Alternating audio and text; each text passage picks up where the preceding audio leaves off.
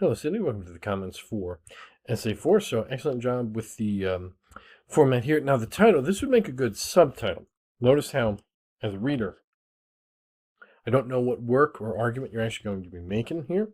So that's something that, if you were to publish in the academic setting, you would really want a good, clear title that reflects your thesis, especially if you're just focusing on too early to spring, then, yeah, we'd want to have that in the title.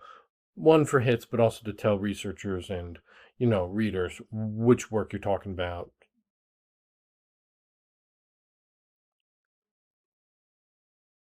Yeah, especially since you are focused on just the singular work. You want to make sure that that's in the title. So let's take a look at your introduction, see where your thesis is. Yeah, good. Yeah, that's fun.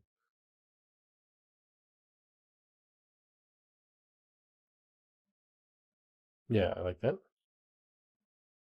Yeah, so in this case, I would just shy away from the we here, especially because, like, you're not on the same journey as me as a reader. So we could just refocus on, instead of by analyzing here, we could then focus more specifically on the work itself.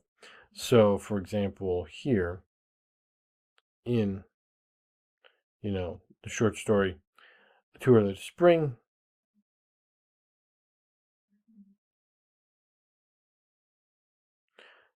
and then what we do is Stephen Vincent Benet challenges blank placed on teenagers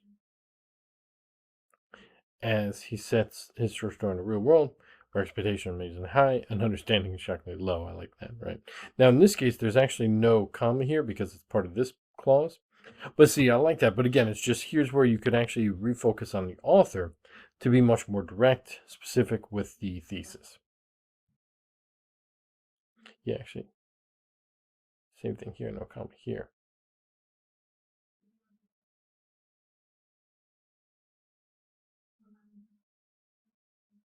Yeah, so in this case, I actually would not have this part at all because we don't need the specificity like that in the last sentence of the thesis because you are being very direct here.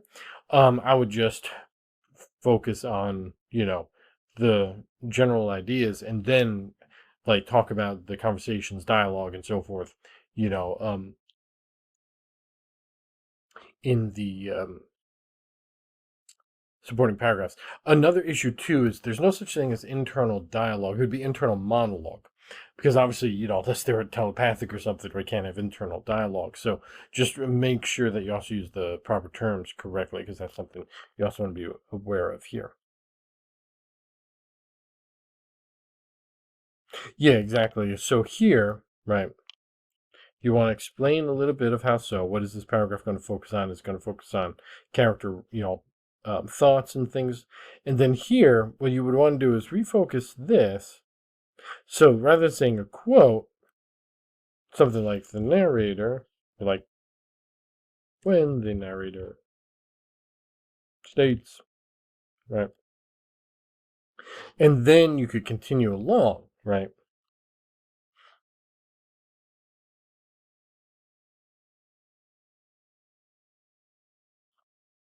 Yeah, like same thing here. Like instead of having these short sentences, we could connect it back to the thesis and the topic sentence argumentation by when you have these synthesis sentences, we extend it rather than kind of delaying the analytical argument here. Yeah, so I like what you're doing in this case, but now it's kind of too much for one paragraph. What I would argue is the study should actually be a separate paragraph. And then you could include a topic sentence argument. Same thing here, like instead of quotes, like argues, asserts, things like that, right? Yeah, good. Because like this part is really good connecting it. Now, the main thing um, that I would like to see more of, especially because you mentioned feminism in the introduction, is a little bit stronger argumentation because it almost reads like a psychoanalytical focus here rather than a feminist focus. So what I would want to see in this paragraph, didn't mean to do that. Want to see in this paragraph especially is a little bit more of what makes this a work of feminism rather than, for example, a work of psychoanalysis and so forth. So that would be an important aspect because again, notice how like you're focusing on personality and things. So we really want to get into that. What I would also argue is, if you go back to your thesis, instead of mentioning kind of feminism here, I would just focus on this part. So there's two things that you could do. You could get rid of this and just focus entirely on the theme, or if you are going to approach it with the critical lens, you want to expand the focal point. What makes this a feminist? What makes these themes a feminist kind of statement, right? Yeah, so like here, this would be a good example where you could expand that, like which Benet uses to. So here's where you could definitely expand the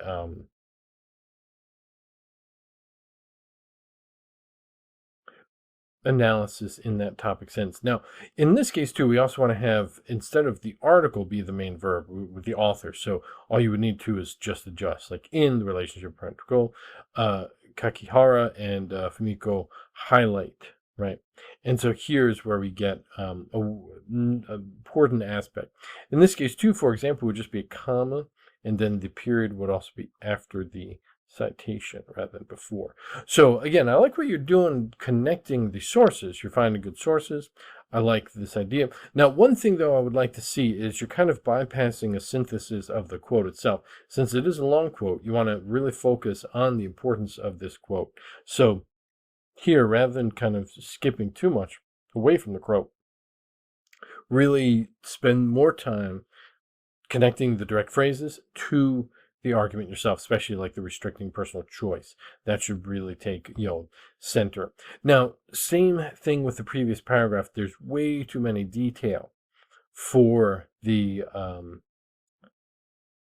paragraph. What I would argue is you're focusing on the, again, issue of respect.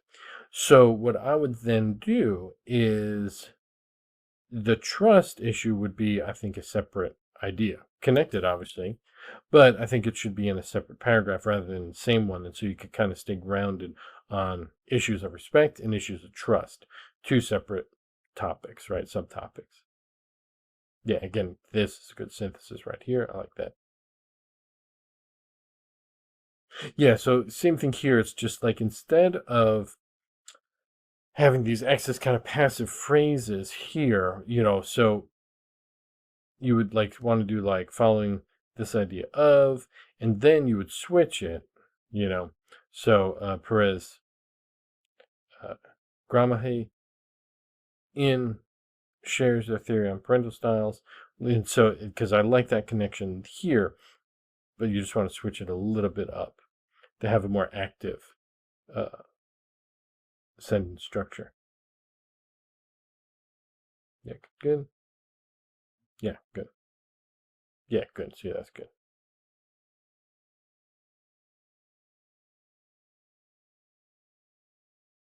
Yeah, so the same thing with this kind of excess phrases. There is a scene in Benet's story where we already know it's a short story. So what you would do is, when you kind of focus here, and then you build up that topic sentence. So rather than having a dialogue in the topic sentence, break it up here, and then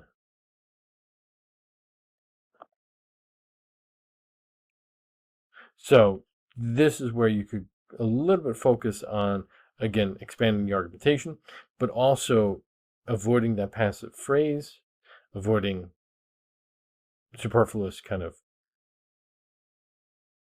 phrasing here, and then be more direct, right? And that would be an important aspect. Oh, and then, yeah, just be careful of like that conversational diction. But again, good clear synthesis there. Yeah, like same thing, conversational diction of things and all that.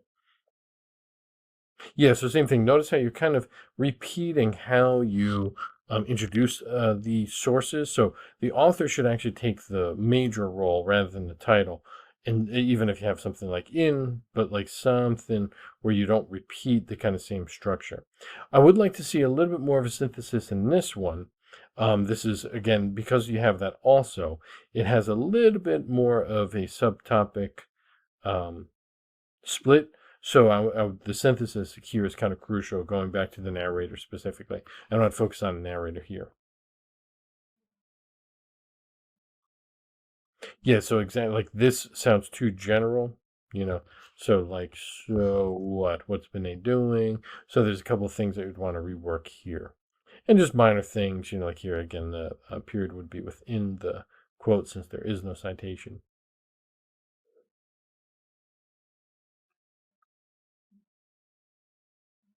Yeah, so in this case, this one is much too general. So here's where, like you're doing, I would connect to specific research, and I think that would be helpful here.